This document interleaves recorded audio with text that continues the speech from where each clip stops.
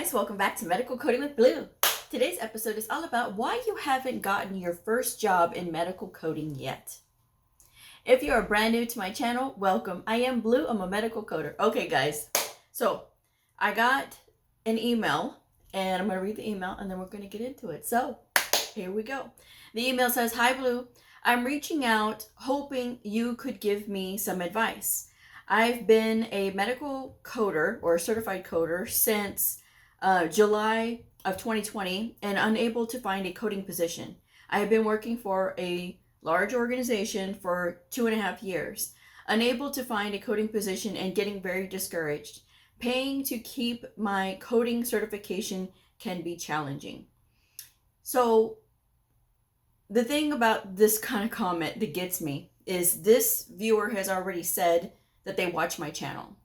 And on my channel, I literally have tons of videos about alternative jobs, about tweaking your resume, what to do to make your resume more attractive. And then of course I offer resume rewriting services. And there's a lot of other opportunities out there. And I've talked about, applying with temp agencies and things like that. Sometimes I think people ask me these types of questions because they think that my answers are going to change. These are the things that I did to get in. Is it difficult to find your first job in medical coding? Yes, it is. Because a lot of times people are cattle herded through these really fast-paced medical coding programs, and then they're expected to just go out in the real world and just grab a job. It's not that way because a lot of times they're not prepared. People typically will just pass the exam, and again, they're not studying hard enough to be ready for the real world, and that's when reality sets in. The fact that this person has been having their credential for 2.5 years and has not found anything is concerning, but I also don't know a myriad of factors. How many jobs are you applying for? What does your resume look like? And are you applying for the alternative positions that you could be using to get your foot in the door? So not everybody has to take an alternative position. If you have your heart set on becoming a medical coder, you went to school for medical coding, and that's what you want to do, that's fine. But at the same time, you have to be patient. You have to be patient and you have to be persistent. These are two things that a lot of people lack. Again, I don't know this person personally, but she did say that she watches my channel all the time. So if you watch my channel all the time, how can you not know the answer to this question, which is going to be the same thing of apply at the temp agency. A lot of people don't want to do that. I don't want to do that. Then don't ask me for advice, because the temp agency jobs, it's not for a day. It is for typically for like 3 months. Sometimes it's just for a month. Sometimes it's for 6 months. They have contract positions with those temp agencies, and you can Google in your local area temporary agencies for medical professionals, and you will see all the ones that are available near you. Now, I don't know a national brand because I don't think that there is one. It's just different places have different things available. So look in your area. That's number one.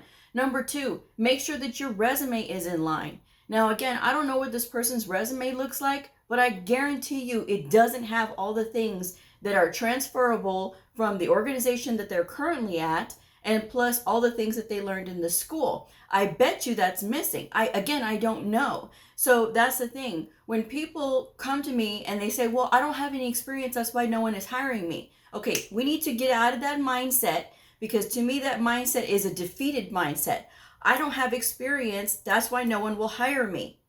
You have to be persistent. And if you allow just a door closing on you just to discourage you and you're feeling really discouraged, guys, you can't do that, especially if you want to get into this field.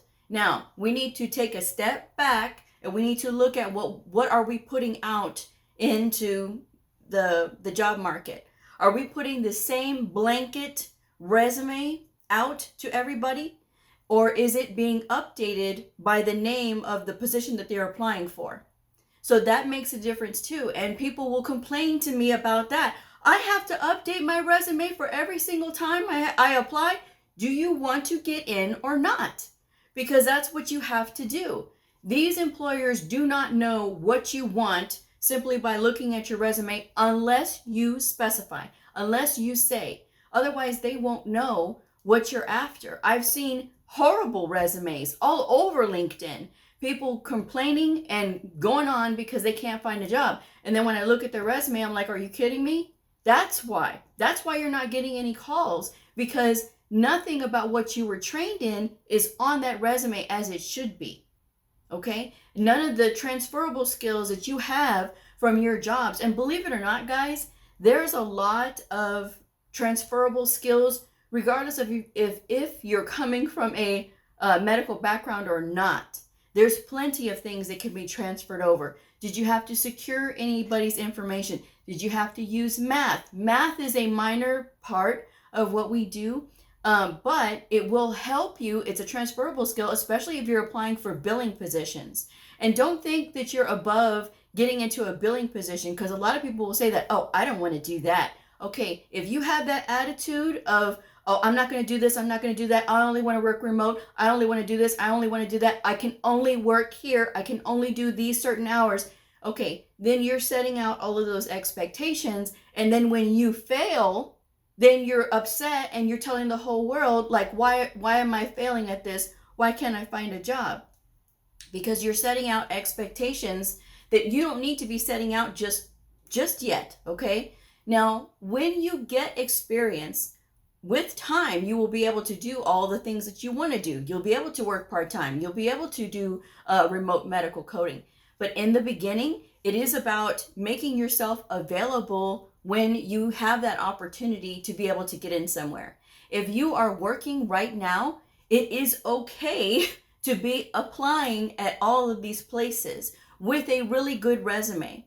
Now, I'm going to leave the link for the resume tips that I've given before. There's quite a few videos I've done on that. I'm going to leave those in the description box below. It is up to you to go through, look at those, and see if what I'm saying in those videos can help you to redo your resume. And you can do this yourself, guys, or you can hire me. You can hire anybody on LinkedIn who also does it too. So it is entirely up to you. But what I'm saying is the information is there, okay? So make sure that you arm yourself with a really good resume that is 1 page. Max it should be is 2 pages, but really you want it down to 1 page. And you want to be able to get to the meat of the potato. You don't want to say a lot of things over and over and over again, like the same thing. If you had 2 different jobs that you were doing the same types of tasks, don't put the same tasks in both of those job positions. You need to make sure that you put different things so that they know what your skill set is. They're not going to know what your skill set is until you tell them. They don't know you from anybody, right? So that's why I say you got to make sure that you are readying your resume so that when somebody looks at it, they know what you were trained in. They know what transferable skills you have. They know what your credential is too. Now, that's another thing that I've seen a lot, especially on LinkedIn. People don't put their credential next to their name. And for those of you who have a CPCA and that are leaving the A off and you think that it's going to help you get in faster, you just lied to the employer. Because if you have a CPCA, you need to designate yourself as CPCA. They will hire you. Please do not complain that, oh no, they won't hire me. I've done plenty of resumes for CPCAs and they get hired. Why? Because they have a good resume. They were able to get their foot in the door and to be able to talk to the people that are doing the hiring. So that's the thing right there, guys. If you are misrepresenting yourself, you're already breaking our ethical rules as coders. We have to accurately represent ourselves with whatever credentials that we have. If you have a CPCA, do not be ashamed. Go ahead and make sure that they know you are an apprentice, and that is okay, because those of you who have the CPC, who have been through the programs and things like that, y'all all have had it. Some of you graduate the program and then you're done with it because you go through a practicode and it takes it off at the same time, but you still had that designation even if it was for a split second of time.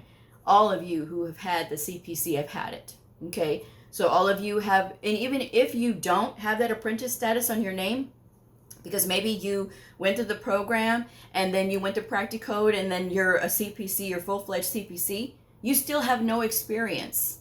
So again, let's think about how we can use what we have been taught in order to make ourselves look the best when we are out there in the real world. And you may be thinking, gosh, Blue, you're harsh. No, I'm not being harsh. This is the real world, guys. No one has time for foolishness. No one has time for people who are not paying attention to what you should be doing in order to get in.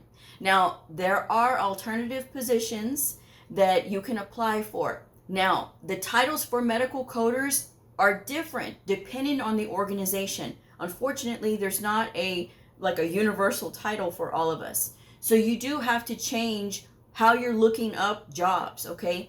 If you're looking up medical coder, you may want to just look up coder. But sometimes when you do coder, sometimes it gives you the IT stuff as well, and sometimes it gives you the medical stuff. So you really have to kind of watch that. But also put in medical records technician, health information technician, health information management. Sometimes they put that and they're looking for coders, even though health information management should be for the leaders, but it's that's neither here nor there, okay? You can look under that. You can look under revenue cycle technician. Sometimes they have it like that too. So again, there's a myriad of names for medical coders. And that's why you really have to go in and do your research and make sure that you're applying. And you should be applying at more than 3 places, more than 5 places. Because if you're only going here or there, and you're only applying for just entry-level positions, again, you're knocking out a lot of the places that you could be applying. Now, yes, everybody wants experience, but does it cost you anything to apply at these places? Just time. Just time. But this time is an investment. But it's not costing you any cash, right? So go ahead and apply, because here's the thing. If you are waiting for them to say this is an entry-level position, you're going to be waiting a long time. But if you go ahead and you say, well, I'm going to go ahead and apply to these places, even though they say must have experience, must this, must that, I'm going to go ahead and apply. Because if happy coders are in that area, they're going to stay where they are. So the employer is not going to have any choice, especially if they get into a jam and then they have to reach out to the people who are applying. Well, if you are applying, then you're going to get a call, especially if your resume looks good. That's you getting your foot in the door, okay? It's just one of those ways of being persistent. But again, for a lot of people, they're looking for those entry-level jobs. They want people to train them. They want people to hold their hand. That's not the way that this is, okay? And you have to be tough.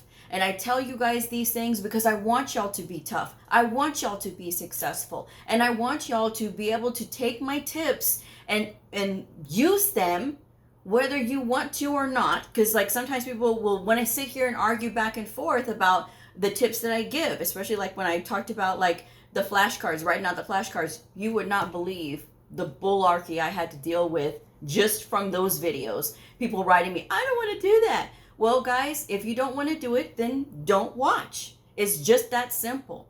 But if you think that something that I say, it doesn't make sense and you don't know why don't you just go with it? Why don't you just go ahead and try to apply with a temp agency? Put your resume on file with them, so that way if they do have something and some kind of contract comes up that, hey, we need some coders, you'll be available. You'll be called because you made that effort to put yourself out there, right? And again, it may not be something that you're thinking of, but if you sit back and listen to somebody who's been there, done that, got a t-shirt, if you sit back and listen and you actually follow advice, maybe you might be able to get somewhere, because that's how I got in. That's how I got my first job. I was like you, not able to be hired and all these other things. I was working 2 and 3 jobs. While I was looking for a job in medical coding, I was doing housekeeping. I was doing bartending. I was working at a halfway house. So I was doing all these things, just trying to keep my head above water. and trying to get my life right, because I was going through a divorce at the time too, and I was going through all of these things, and I couldn't find a job, and I'm over here crying. And then my mom says, go back to the school and see if they have a place that, they know somebody, that's hiring. So I went back to the school and I said, what can I do? He says, I have a friend who has a temp agency. And that's how I was able to get my first assignment. That was 3 months. And then when that assignment ended, they said, we have another assignment, but you have to move away. Do not tell me that you can't move. I'm telling y'all my story. I had to move. So I made that sacrifice. Did I want to? Absolutely not. But I had to, because I needed to do this so that I can get my career going. So that's what I did. And then 8 months later, I was able to get my job at my forever home. And I tried, even though I had less than 1 year of experience, even though this position said that you had to have experience and that they wanted somebody with experience. Do you know what got their attention? My resume, because I was very clear about what I was doing at that other hospital, which was inpatient professional services, Profi. I was doing that, and people were like, oh, well, we need that. That's what we need here at our facility, because no one likes to code for Profi. So that's how I was able to get in. And I have been here ever since then.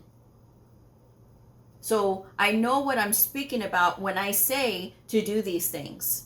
So if you ask me questions like this, I will tell you to watch my videos, because all the answers are there. And if you want one-on-one time, personal one-on-one time, you have to book a coaching session, guys, especially because I have so many videos that cover these topics. I don't mind doing professional coaching. I don't mind doing interview prep, where I get people prepared for, the kinds of questions that they may ask you. I will look and observe. What I do in these coaching sessions is I look and observe the person and how they're responding to my questions. I'm looking for quickness. I'm looking for, knowing what you are going to say before you start, I'm looking for those actions. I'm looking to see where you can improve, so that way I can prepare you for when you do go for that interview. It's not going to be like you're a fish out of water. You're going to be ready because you've already had that experience with somebody who is experienced in the field. And for some people, that's just what they need. They need somebody who's had experience to speak to. And a lot of times for some people, there's no community to talk to other coders because they're doing this on their own, and that's totally fine. And like I said, if that's the case, then book a session, if that's what you want to do. But I've got plenty of tips. I've got interview tips videos. I've got alternative job videos, and the jobs to avoid. That's the other thing too, that if you're applying for positions like patient access or receptionist, no, because these are not going to use your coding skills. Medical billing, prior authorizations, those are going to use your medical coding skills. And those are the positions that you want. Because even though you're not hands-on coding in some of those positions, right? You are going to be gaining that experience. You are going to be gaining that experience with the electronic medical record. Guess what's going to be able to go on your resume? Your experience with the electronic medical record. Your experience with working in a particular specialty for the billing side or for prior authorizations or any of those things. Risk adjustment is another good position to start in. Listen to what I just said. To start in. You don't want to stay in risk adjustment for very long, because the problem with risk adjustment is that it is just diagnosis coding. And while this is very important for statistical reasons and for a lot of other reasons, right? It is very important. The problem is a lot of people stop studying, and then you start losing your ability to work in CPT, work in ICD-10 PCS if you were trained in that. And that's a problem, because then employers will not count that as experience. I've seen the job listings that say that if your only experience has been in risk adjustment, that does not count to them. And rightfully so, because if you've been in risk adjustment for 4 years, like I heard from one person, they've been in it for 4 years and they're trying to get out of it because they said, I'm so bored. Well, I mean, if you aren't proactively making sure that you're still studying, and and the person is struggling now to be able to find a job because they've only had 4 years of diagnosis coding, so it vastly limits their opportunities. So you don't want to do that to yourself. So stop being scared of applying for these places that are asking for experience. There's nothing wrong with submitting your resume and submitting a cover letter, and a cover letter that does not regurgitate everything that you have on your resume, right? Your cover letter, that's for your soft skills. That's when you start talking about organized and team player and all that good stuff. Organized team player should never be on your skills list on your resume. Never. If I'm a coding manager and I see that, boom, next. If you can't designate HIPAA correctly, again, another immediate rejection, and people mess that up all the time. So again, it's about detail, and it's about making sure that you're paying attention to that detail. Okay, guys, I know this part is hard. I know it is. But if you're being proactive, you will get where you want to. And make sure that you are still practicing, because when they do call you and they say, okay, we're going to give you an assessment test, pass that assessment test and pass it well, so that they can in turn say, okay, you know what? These new medical coders are coming out. They're coming out with some knowledge now. They're coming out with some skill. Okay, well, we're going to go ahead and start taking a chance on these new people. You, as a new coder, can be a part of changing that conversation with these employers about new people. Do not be a part of the reinforcement of why employers do not want to hire new people for having lack of skill, right? Having lack of skill and them not being as disciplined as they should be. Medical coders should be disciplined. They should be disciplined to learn constantly, and they're always looking to evolve their craft. Yes, you can have downtime. It's not a 24/7 thing, and I can't even believe I have to say that, but I have to say that. Guys, it's not a 24/7 thing. It's a learning thing, and it's a thing that's going to help you to grow. If you allow it, reach out, find a mentor or find a tutor if you don't understand. So that way you can be more confident and understand. That way when you're out there applying for these jobs, you're going to be like, okay, I can get this. But it is the defeated person who constantly harps on the fact that they have no experience and no one wants to hire me because I don't have experience. It's that person that doesn't get anywhere.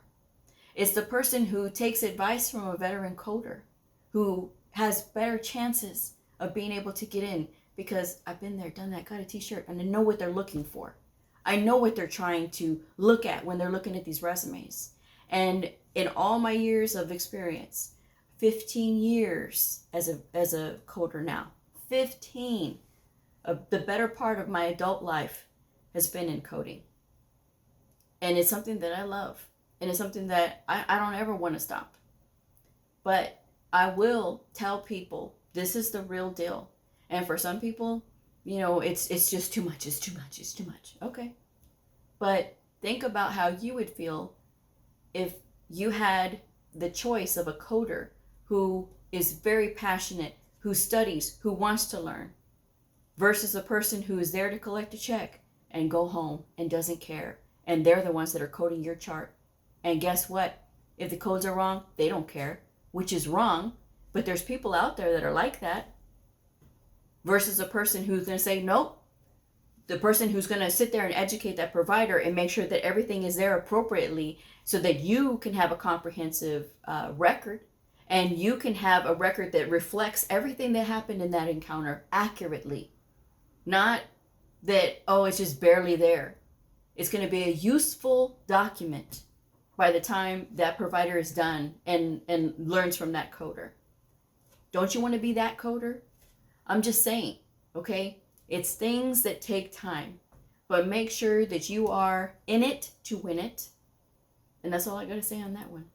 So follow my advice, guys, or don't. It's up to you. But make sure that resume looks good. Make sure you are applying at plenty of places, and stop having these demands, that you haven't earned yet. I'm just saying. So with that said, I'm going to wrap this one up. Thank you guys for joining me. If this video helped you, please like, subscribe, and share, and I'll see y'all next time. Bye.